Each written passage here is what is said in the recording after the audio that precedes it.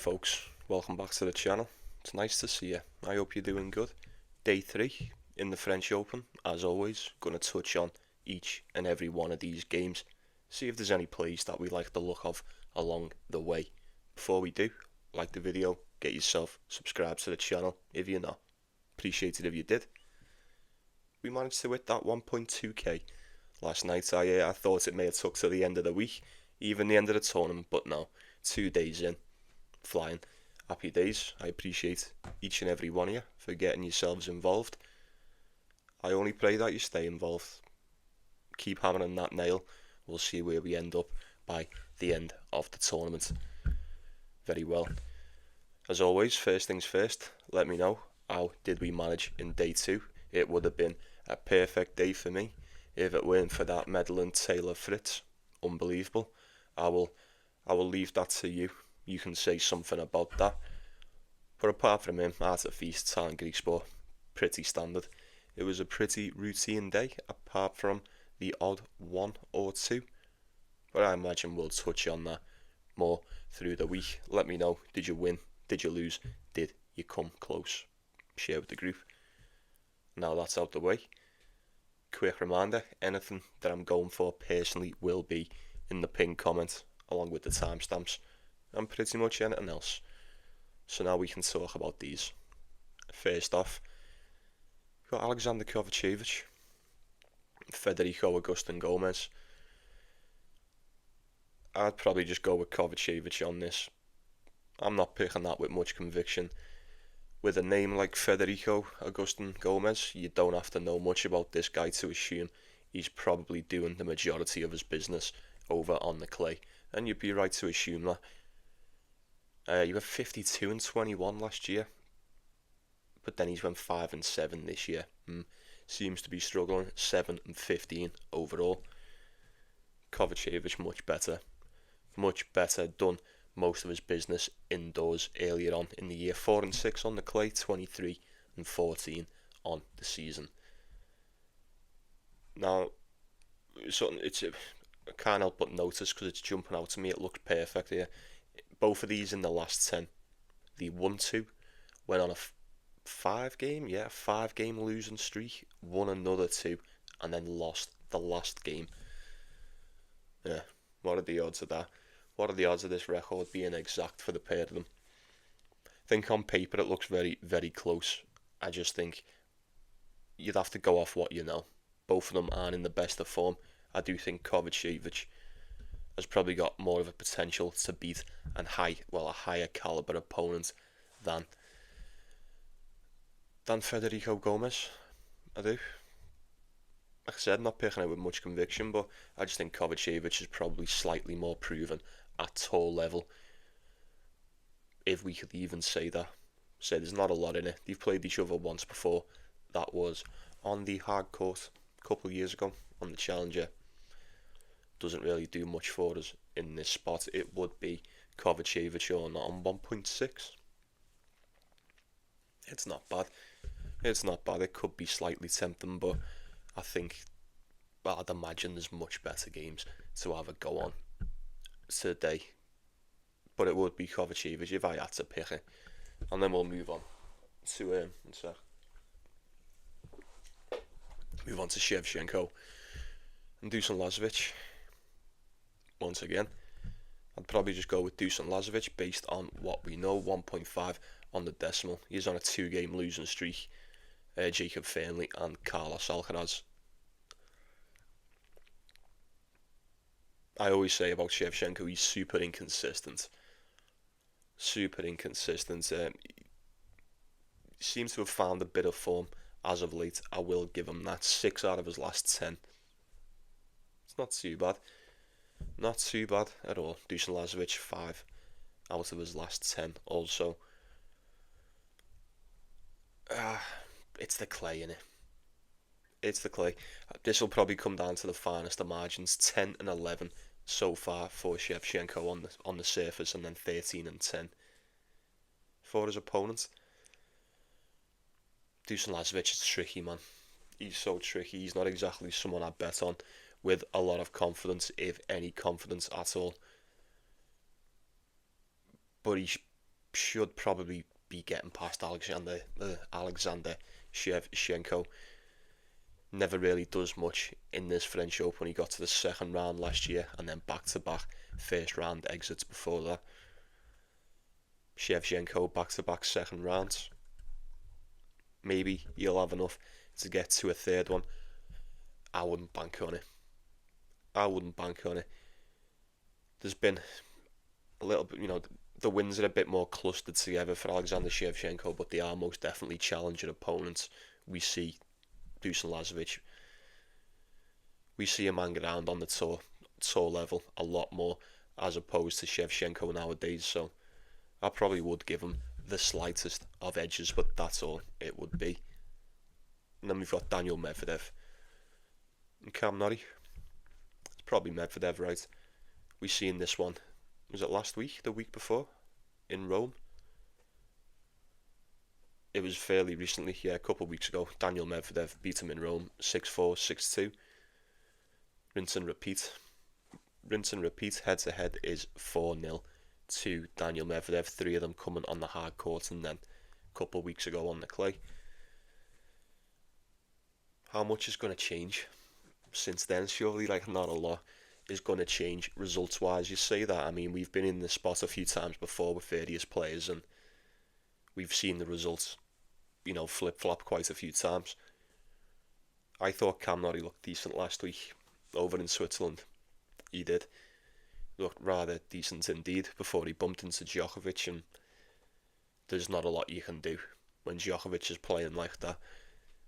Did reach the semi-finals, took a set off Djokovic as well. Rather decent. If you can take a set off Djokovic, I don't know why you wouldn't be able to take one off Daniel Medvedev. We are getting Medvedev around 1.25. That's very, very steep. Very steep. Look, Medvedev's just a better player. He's the better player. We know he doesn't fancy himself on the clay. But as I always say, I think Medvedev is a lot more comfortable on this surface than what he lets on. 7-3 on the year, 11-6 for Cam Norrie. I think it'll be good. Man. Cam Norrie's usually good for a set. It's a best of 5 this time out. He may take one. He may take 2. Who knows? If he plays just the way he did last week over in Switzerland, I think he stands a good chance at winning this. I really do. Although, with that being said, Medvedev's won 7 of his last 10. He's only been beat by Dimitrov, Casper Ruud, Lorenzo Musetti.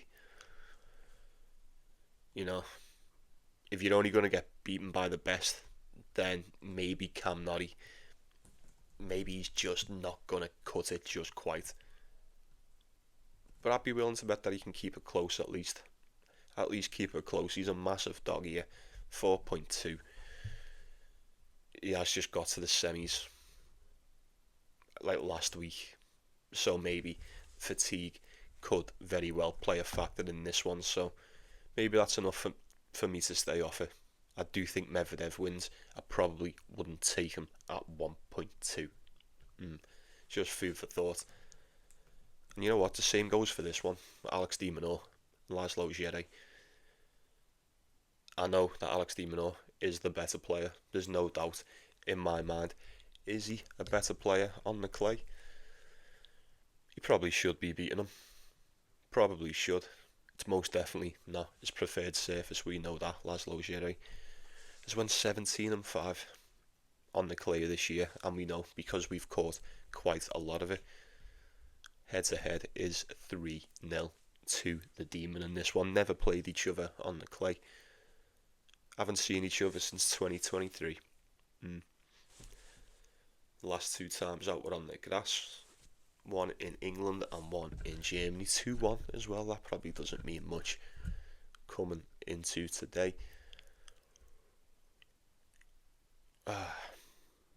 I'm not taking the Demon. I'm not. Not at that price. He does win. I refuse to believe he gets beat by Laslo Djere, but he's put in some decent games on the clay so far. He really has.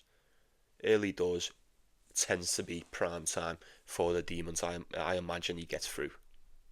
I imagine he gets past at least this one. He did get to the quarterfinals last year. And I'm pretty sure Djere, let me just check. Yeah, back to back first round exits. Say something about that. I think if you go against Djere today and he ends off pulling off the upset, I think that's bad luck. I really do. I can't see him win him. I can't.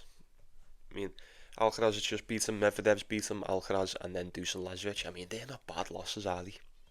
They're not bad losses. If you look at who he's beat in his last 10, Federico Coria, Daniel Rincon, Rinderknech, Fanini, Echeverri, Michelson. Not quite Alex de Minaur, is it? Not quite Alex de Minaur. 1.25, 1.3. Question time. Who would you rather take at that price, Daniel Medvedev or Alex de Minaur? Or do you feel confident in both? They're ideal parlay pieces, are they not? I don't know. Both of them should win, but I've got a feeling one of them, just one of them, may. They very well could just shit the bed here. And I don't know who it's going to be. But I'd imagine the Demon gets that done. So we'll move on to Ethan Quinn, Grigor Dimitrov. Suppose the same just applies to this. Getting Dimitrov 1.4, is that? 1.4 for Grigor Dimitrov. He is on a 2-game losing streak. One to Gabe Diallo in Madrid, we remember that. And then last time out in Rome, Francesco Passaro, straight sets. Unbelievable. Cause for concern, only slightly. Slight concerns. I won't lie, Ethan Quinn is on a 3-game losing streak. He had to qualify for this, and that's exactly what he'd done. Look, he's went 9-5 on the surface so far this season. I've seen Ethan Quinn put in a couple of decent games so far, I'll give him that. Should he be getting past it, Grigor Dimitrov today? Providing Dimitrov is 100% fit and fresh and good to go. Should he be getting beat by Ethan Quinn today? I don't know. No, I don't know too much about Ethan Quinn. But I would expect he's not on Dimitrov's level. Not just yet. He is a lot younger than him, 13 years to be precise. You know, fatigue and the fitness does tend to play quite a big factor in these Dimitrov matches in today's day. Oh, I'm worried. Why is it 1.4? Why is it so good? I feel like that's too tempting. It's a bit too good to be true. That's begging me to take it, especially as a parlay piece. But if Dimitrov turns up and something's wrong with him, if it's his hip or if it's his leg or his thigh, I don't know. It's a best of 5. Thing is, with Dimitrov, you never really see him, well, apart from the Alex de Minaur game. I imagine he'll pull out if it's that bad. I can't see him just getting walloped by Ethan Quinn. Definitely not on ability. If he is to lose this game, I imagine he'll probably end up beating himself. I assume that's how it'd go anyway. I might take it. If it's pinned, it's pinned. If it's not, it's not. Dimitrov, early doors, French Open, against this young American lad. Come on, surely. I mean, Dimitrov got to the quarterfinals last year, round of 16 before that. And I don't even think Ethan Quinn's ever played at the French Open. Kind of gambling on the unknown. But I don't think we are, really. Realistically, Ethan Quinn should not stand a chance against Grigor Dimitrov. But we've said that for a couple of these games already, the past 2 days, and there's already been a handful of upsets. This could very well be one. It could very well be one. I'd be willing to bet that it's not. I'm nearly all the way there on Grigor Dimitrov. I think I just need a little bit of convincing to get me where I want to be on that one. But yeah, he's just better. There's not a lot more to say about that. And then we've got Jesper de Jong, is that? Very well, Jesper de Jong, Francesco Passaro. I'd go with Jesper de Jong. These aren't exactly two players that we tend to see a lot of on the tour. I've seen a lot more of De Jong as of late on the tour as opposed to the Italian, even though we did mention the Italian getting past Dimitrov in the last game. 6-4 for Passaro, was that? 6 out of his last 10, and then De Jong is currently on 5-5. 1.6 as a favourite for De Jong. They played each other last year. That was also on the clay. That went the way of the Dutchman. 14-10 on the season for Jesper De Jong, and 8-4 for Francesco Passaro. Very tight, very close one on paper. Like I say, I probably would just lean towards Jesper De Jong. I mean, that performance he put in against Davidovich Fokina, I'll take that. I'll take that one. He probably should get past Passaro. If you can beat Davidovich Fokina like that, not only that as well, he smoked João Fonseca earlier on, towards the end of last month. If you can do that on the clay, you probably got enough to get past Passaro on the clay, am I right? So I don't know enough about the pair to have a go on that one, although I would like to take it. I do think De Jong gets it done. Might keep my eye on it. 1 second. I'll keep an eye on that one for sure and assess the situation with the pair of them going into the second round. Next, we've got two really, really big favourites, so we will go quick fire through these. Alexander Bublik, James Duckworth played each other once before, that going the way of Alexander Bublik back in 2021 on the hard court in Miami. Look, he's 1.16. Can you believe that? Bublik 1.16. Didn't think I'd see that this season. Very steep, tremendously steep. You're getting James Duckworth at 4-1, 5-1, depending where you look. Massive dog in this, so that'll be a big spread. How's Bublik going to hold up in this one? He did just come off that title over in Italy, and then he didn't look too great over in Germany against Mpechi Pericard. I suppose the same could be said for James Duckworth here. He's just got himself a title challenger over in Mexico last month, towards the end of last month, and then he didn't even get past his first match in qualifying for Switzerland. Crazy. I look at the title that he's just got, none of them are nowhere near as good or as dangerous as Alexander Bublik on the day when he's in form. And then who's that he get beat by? Remy Bertola. Well, maybe the odds are like that for a reason. I know if Bublik brings his game and he just serves the way he does, he'll probably just fucking smash Duckworth off the court. He just took out Gigante, Arnaboldi, Echeverry, Daniel Altmaier and Boo on his way to getting that title. Rublev, Safulin as well. They're just a couple of the wins prior to winning that title. Jakub Mensik, Casper Ruud, and then the game against Gio did 3 losses for him. I'd say you'd probably just go with Alexander Bublik, but look, these are supposed to be quick fire. What am I doing? Bublik, every day of the week, wouldn't be touching it because they both just come off titles, so see how they turn up. And then we've got Zverev and Leonard Tien. If Zverev gets beat by Leonard Tien in the French Open, if he gets beat by Leonard Tien again this year, oh my god. Then when he beat him in Acapulco, straight sets as well, 6-3, 6-4. Unbelievable. But check this out, 1.01 for Zverev. What is going on? Now, I didn't think Leonard Tien was going to beat him last time, but it did. But if I didn't think he was going to win last time, I certainly, and I repeat, certainly do not think he is going to beat Zverev first round in the French Open. Absolutely not. I refuse to believe that's a possibility. Leonard Tien's won 3 of his last 10 games. 3 of his last 10 games, and you're telling me he's going to turn up to the French Open and just beat Zverev in a best of 5. No, you are sorely mistaken if you think that's going to happen. It can't. Surely it can't. I've got Zverev to get to the semi-finals. Now, he might not even make the semi-finals, but I'll be fucking damned if he doesn't get past this first round today. 1.01 set in stone.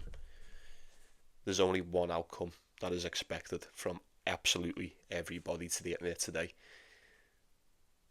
No way. Is that the biggest dog? No, it's not. It's one of them. 14-1. It's funny how this works, isn't it? Funny how this works. I thought it may have been just a little bit closer. I knew Zverev was going to be a big favourite, but this is the revenge spot. The revenge spot against Zverev. Early doors. French Open. This could be an absolute beatdown. It could. Learn at Tien does not look good over on the clay. He really doesn't. I feel like French Open Zverev is a different beast. A different beast entirely. He'll have his work cut out for him today. I'm sure of that. And who's next? Who is next? That's a good one. We've got Alexander Muller and Jakob Mensik. I like this one. It's a decent one. This, you get a Mensik around 1.3, 1.4. Round about, give or take. They've played each other once before. That was last year indoors. Going the way of Mensik 6-3, 6-2. Muller's been good, man. Let's not sleep on Alexander Muller, especially in his home slam. Not that big of an well, pretty much what I expected. 1.3, 1.4. There's 1.45 that I can see him as. Yeah, that's quite good. I thought Mensik looked alright over in Madrid. He looked fairly decent in Rome as well before he bumped into Hubie.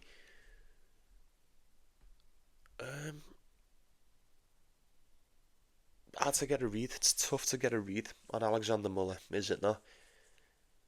He's currently on he's currently won 5 of his last 10. Been beat by Medvedev, Zverev, Tiafoe, Tsitsipas, and then we've just seen him have a very, very tough game, very decent performance over in the quarterfinals in Germany against Felix. He didn't get that one done, but it was a very, very good showing indeed. I just thought I'd say that. Mensik's tough to beat, man. Mensik is so tough to beat. These conditions are a lot slower over here, so maybe that'll take away the sting of that serve just a little bit, if anything, but I don't know. I don't mind Muller as maybe just a little dog shout as an upset. I don't think it's just as easy as Mensik turns up here and it's just going to be 1, 2 and 3. Muller could definitely win a set. He could definitely keep this one close. He could even win it. He could even win this. I don't know. I feel like we could be in store for a little bit of an upset there. We've seen him play well. 11 and 9 on the surface so far. 5 and 3 for Jakob Mensik. Should be a good one. I think it's a little bit closer than what the odds would suggest, but we shall wait and see. Right, I think we're about halfway, just touching on around halfway, give or take. Right then, so we've got Basilashvili versus the Portuguese lad. Is it Enrique? Is it Rocha? I don't know how you pronounce that. I wouldn't mind going for Basilashvili on this one, you know. He plays really good. When this guy's in form, we seen it last season, didn't we? When this guy's in form, he's so fucking good. 8 and 10, well, 8 out of his last 10. He's only lost 2 games, one to Filip Misalic and one to Gio Pericard. Okay, pretty much all of them. He did get to the final on the Challenger where he got beat by Gio, as I've just mentioned. Flew through qualifying for this. So was his opponent. But first round 6-3, 6-2. Second round against Valentin Vachereau, tiebreaker 6-3. And then in the third round of qualifying 6-2, 6-4. Good stuff. His opponents had a decent qualifying too. Bertrand, Thomas Barrios Vera, Luca Van Asch. But, prior to the French Open, he'd only won the one game. In his last 10, he was on a 5-game losing streak. He won one, beat the Shepherd. He then got beat, and then he came and qualified for this. He's a bit younger as well. Quite a bit younger than the Georgian, 12 years younger to be exact. I don't know, I think Basilashvili is tough to beat on the day, and considering this kid's quite the challenger player himself, if that, he's been struggling on the challenger tour. Basilashvili's been winning titles. I just think there's levels. There's most definitely levels rather. Played each other once before. That was last year. That went the way of the youngster over on the clay. In Murcia, that's Spain, isn't it? Of course it is. Not fully convinced. Really not fully convinced, but 1.5. I think it's nice. It's a lot better than most of these that we've got today. Basilashvili on the money line, maybe. Keep an eye on it. I'd be expecting him to get that one done. I really would. Andrei Rublev, Lloyd Harris. No, absolutely not. Fucking swerve that.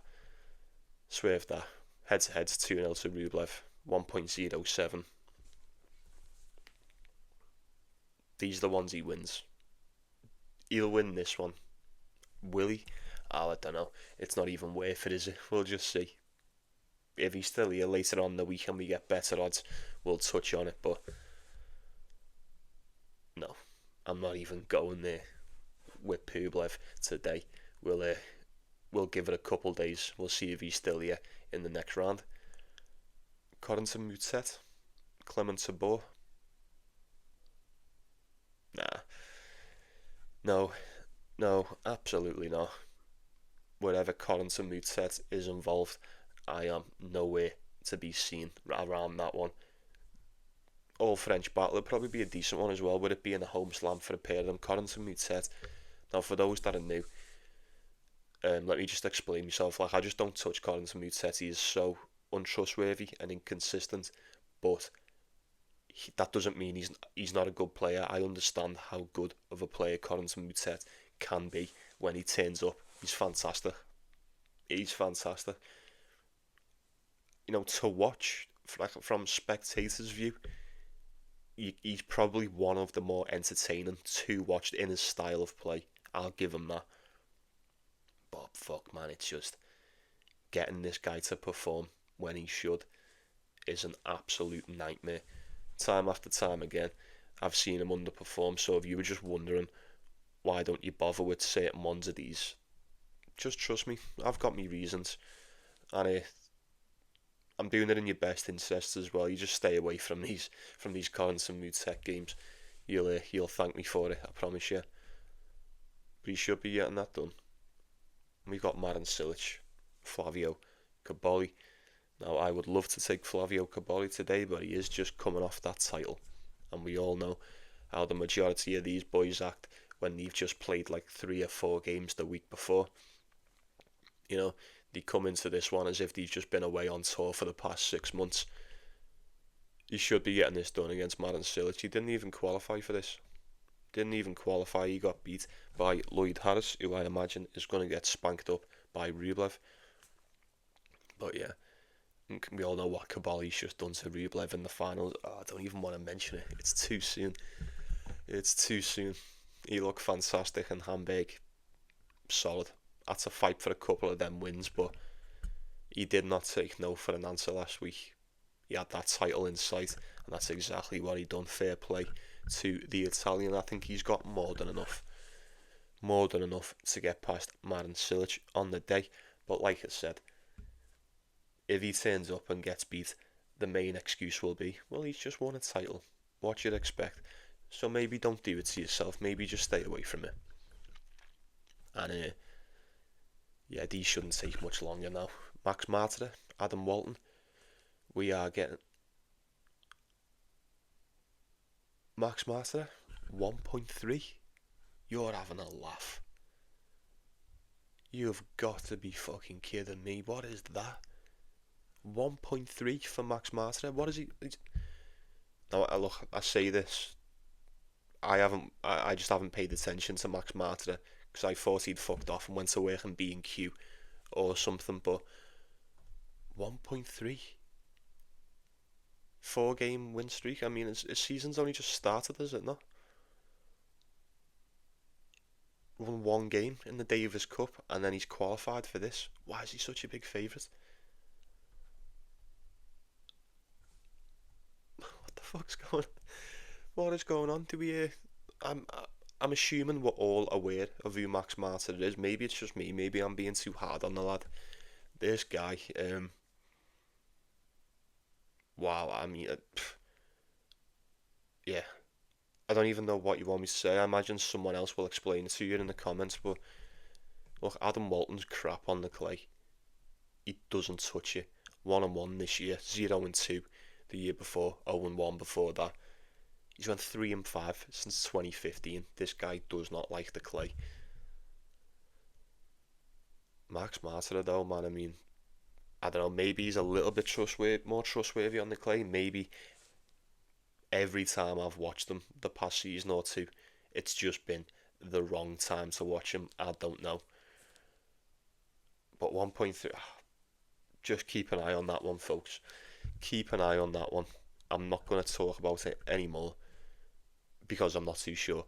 Something stinks in the fucking garden with this one, but Max Marterer at 1.3, no. If Adam Walton turns up and beats him at 3.6, I'll be saying I told you so, so just keep that one in mind. Pierre Hughes Herbert, Benjamin Bonzi. It's got to be Bonzi, hasn't it? It's got to be Bonzi, and you'll hate yourself for betting it, but it's got to be. It's got to be Benjamin Bonzi in this one. 2-3 on the clay this year, 7-7 for Herbert from Family. Head to head's 5-0 to Benjamin Bonzi. Every one of them coming on the hard court, 4 of them indoor, 1 of them out. Close games. Every one of these have been close games. The last 3 have went pretty much the distance. The first 2 were in straight sets. Bang out of form. Bang out of form, both of them.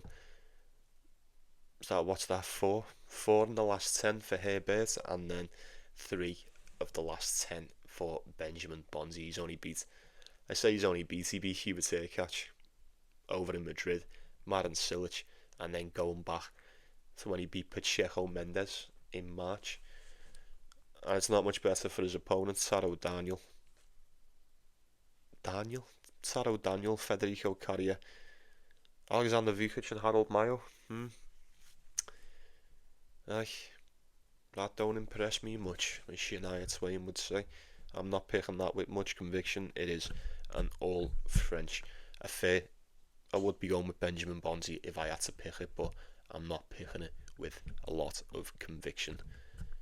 Then we've got Djokovic, Mackenzie McDonald. Djokovic next, dead easy. Got Matteo Arnaldi, Felix Auger-Aliassime. Now the odds are split down the middle on this. Why are these odds so close? Does anyone know? Anyone know why the odds are so close on this? Because I think Felix Auger-Aliassime, even though he can be quite inconsistent, he is not any more inconsistent than Matteo Arnaldi, is he not? In fact, I think he's a lot better. He's a lot better. The rankings probably wouldn't suggest it. They'd probably say they're fairly matched, but I think on the day Felix can just find a different level to Matteo Arnaldi. These have never played each other before, to my surprise. Rublev did get to the semi-finals last time out in Germany when he got beat by Rublev, straight sets. He got fucked up by Rublev too, which in hindsight I don't know whether that's good or bad. I don't know. Going off how he played in the final against Cobolli, I don't know what to say about that one. Matteo Arnaldi's looked better as of late. He looked alright over in Madrid. Got to the quarterfinals before he bumped into Jack Draper. And then he's went 2-2 since. Bumped into Djokovic over in the quarterfinals in Switzerland last week. Safe to say Djokovic definitely got his revenge in that one. I don't know. Like, let's not forget, I mean, 4 wins in the last 10 for Felix. He was on one hell of a losing streak before we went over to Germany. 5-game losing streak before we went to Hamburg, and then he did get to the semi-finals. I am expecting him to pick it up a little bit come Grand Slam time, but can you really trust him to do so? I'd like to think Felix can get this one done. Maybe he's a little bit tired after that, but if he's going to be a little bit tired, then so is Matteo Arnaldi, surely. It swings both ways. I'd imagine Felix can get that one done. More than enough. Better player on the day. Slightly more trustworthy, I probably wouldn't go that far. But we know what we're getting from him. When he can play good, he tends to play decent on the clay as well. Maybe not on the slower courts. Tends to favour the quicker ones, but we'll cross that bridge when we come to it, folks, and we'll see how he gets on against him. And then how many more? 3 more. We're nearly there. Aye, that we are indeed. And look who we've got. That's right. We've got Matteo Bellucci, Jack Draper. I'm expecting nothing less than a comfortable Jack Draper win in this one. Matteo Bellucci is currently on a 5-game losing streak. That's right, 5-game losing streak. Jack Draper's won 8 of his last 10. He's only been beat by Alcaraz in the quarterfinals of Rome, and then Casper Ruud in the finals over in Madrid. Jack Draper is more than good for a decent run over here. I've got him on an outright to get to the quarterfinals. I think it is very, very likely, more than possible, for him to do that. For those that are new, I'll just remind you, but you wouldn't know, but we did take Jack Draper to win that Indian Wells at 33-1 earlier on in the season. He's just so good. He's miles better than most. He'll get this done no problem today. Look how bad Taylor Fritz struggled today. Look how good Jacob Fernley was. Look how good Jack Draper's going to be. That would never be Jack Draper. What Big Foe done the other day and what Taylor Fritz did, no chance. No chance. That would never be Jack Draper. Watch this. Watch what he does to Matteo Bellucci today. That spread's a big one, and I bet you he covers it. I think it's 8.5. I bet you Jack Draper covers that spread today. I might have a sprinkle on it. Fuck it. I'm gonna. Why not? Prove myself a point. I'll be taking Jack Draper. Straight sets. Take advantage of this kid who is really, really struggling with form. You'd take him any other day, any other tournament, any other time of the year against Matteo Bellucci. Why not on the big stage in the Grand Slam? Sound good? Of course it does. Herbert catch, João Fonseca. Now, I know a couple of us mentioned this in the comments in the other video, but I totally agree. I do not like that Hubie's a dog in this one. I don't. I've said it a few times, but I feel like I get forced into saying it just for the sake of pleasing everyone else. But I don't know if I rate João Fonseca as highly as a lot of other people. I don't know whether it's a South American thing or what, but he's good. He's really good. I'm not saying he's not, but he comes into these spots and he gets so overhyped. Like, look at the Tommy Paul game. Tommy Paul was an underdog. I knew Tommy Paul was going to beat him, and he did in straight sets, and then all the excuses come out after it. Well, Tommy Paul should be winning, when the same people who told me Tommy Paul should have won that game were the same ones saying João Fonseca was going to beast him in straight sets. You can't have it both ways. He's got so far yet to go. So far yet to go. We know the potential. We can see the potential within João Fonseca, but if Fabian Madison is going to bully you in straight sets, if Jesper de Jong is going to bully you in straight sets, and Tommy Paul is going to bully you in straight sets, I imagine Hubert Hurkacz would probably bully you in straight sets. You're not that good just yet. Just yet, in my opinion. It's only because Hubie's just played that fucking tournament. It's only because he's just got to the final against Djokovic, and not only did he get to the final, it was one hell of a match. 7-5 in the first and then 2 tiebreakers. You know, how much is he going to have left in the tank after that? I'm not so sure. I think that's the only reason, probably the only reason why this is the way it is. I don't know. I don't want to take anything away from Joao Fonseca because, like I said, he is young. I am aware of the potential. I've enjoyed watching him as well. This season, towards the end of last, he's great to watch. But in spots like this, I always say there's just levels. There's just levels, and I would not be surprised to see him get beat by Hubert Hurkacz. I mean, it'll just be the fitness. It'll be the fitness of Hubie that plays the role in this one. We'll see how he turns up. We'll see how he holds up, and we'll wrap this shit up with Gael Monfils and Hugo Dellien. Now, I quite like Hugo Dellien. I think he's a very, very strong player on the clay. Maybe not so much when he makes that step up to the tour level matches. Monfils has currently won 4 of his last 10. Really, really struggles on this surface. He always has done. And he looks like he always will. But for how much longer? How much longer, you know? He's 39, touching on 40 years old. You'd have to assume you couldn't pick him to win this one. I just couldn't. He can't play on the clay. Hugo Dellien's went 19 and 13 this year, 45-25 the year before. Admittingly, I don't think he came up against anyone quite as experienced as Gael Monfils just yet. I mean, he's beat Sabo Wild, Marc-Andre Hussler, Manarino. Means nothing really. Monfils has beat Bonagosho. Just about got past him in Madrid. Fabian Madison in Monte Carlo, and then we're going back to Miami in March on the hard court. So he's only beat Bonagosho and Fabian Madison. Yeah. Beat by Rublev again, and Davidovich Fokina. Tough, very tough one to call, considering we are getting Monfils at around 1.3. I think that is a little bit steep. Just a little bit steep. If it was on the hard court every day of the week, with it being on the clay, wouldn't be surprised to see him struggle. But at this point in his career, at this age, I feel like Monfils might just be okay for a little walkover, a little retirement, if this starts getting out of hand. But I don't know. I wouldn't trust in that. Monfils should be getting this one done. There is no doubt in anybody's mind who the better and more accomplished and complete player is, and has been for the past fucking 5, 10, 15 years probably.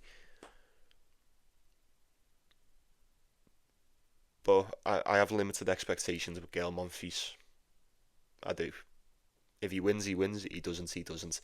It is what it is. It's just, I imagine you'll agree with me, it's just a joy to watch him play at this point. The fact that we can still watch him perform at the level that he does at this point in his career is fucking absolutely fantastic. So I hope he wins.